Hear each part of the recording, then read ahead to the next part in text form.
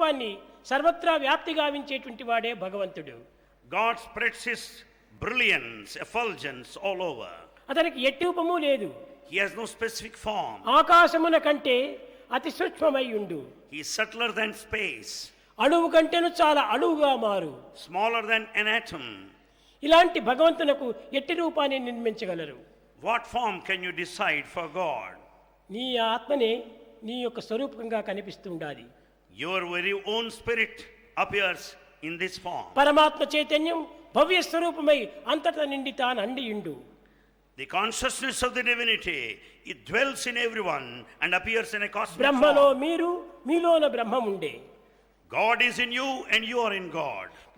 బ్రహ్మకు మీకును ఎట్టి భేదమును లేవు. There is no difference between you and God. అట్టి భేదరహితమైనటువంటి తత్వాన్ని ఈనాడు మనం భేదముగా విశ్వసించడం చేతనే అనేక దుఃఖములు గురి అవుతున్నాము. Because we are dual minded, there is no trace of non-duality, we suffer today. కనుక దైవత్వం అనగా ఇట్టి రూపము అట్టి రూపమని కాదు. You cannot decide a specific form. సర్వరూపములతో కూడి ఉండినటువంటిదే ఈ దివ్యత్వము. All forms are divine. సత్యమునందుండి సర్వము సృష్టించే.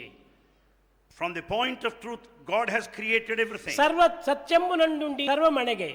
Everything merges back in the principle of truth. సత్య రూపము లేని స్థలమేది కనుగొన్నా There is no place in this world where there is no truth. శుద్ధ సత్వం ఇది కూడా చూడరయ్యా.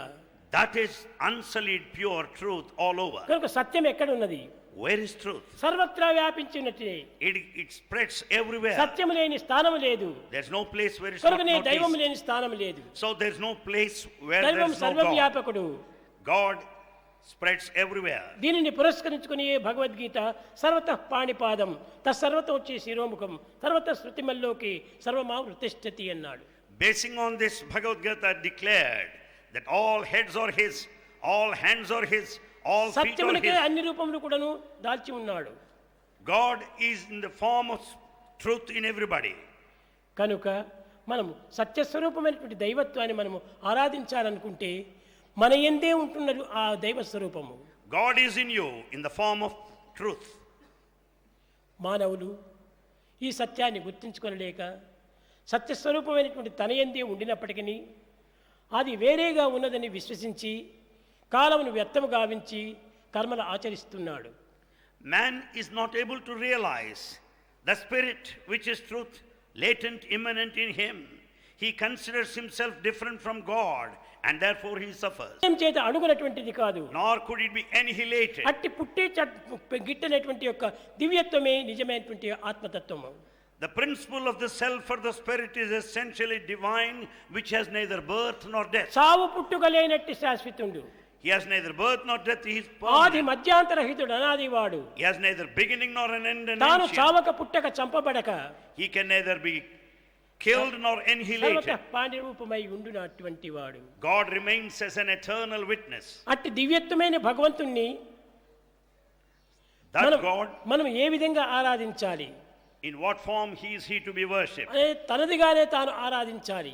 You have to consider your own తాను form. వేరు దైవం వేరు అనేటువంటి భావాన్ని దూరం నెట్టాలి. You should never entertain the thought that you are different from God. దైవం నా హృదయమందే ఉంటున్నాడు. God resides in the altar of my దైవ heart. నివాసం నా హృదయమే. And heart is the హృదయం dwelling కంటే place of మించినటువంటి God. భవనం భగవంతునికి మరొకటి లేదు. And there's no other higher mansion than the human హృదయాన్ని heart. చాలా ప్రేమించేటువంటి వాడు భగవంతుడు.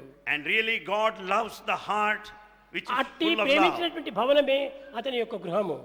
And that mansion of love, the human heart, is his ప్రతి residence. వ్యక్తి ఎందుకును అట్టి పవిత్రమైనటువంటి హృదయం ఉంటున్నది. Such a noble, exalted heart is present in everyone. కనుకనే భగవంతుడు సర్వవ్యాపకుడు.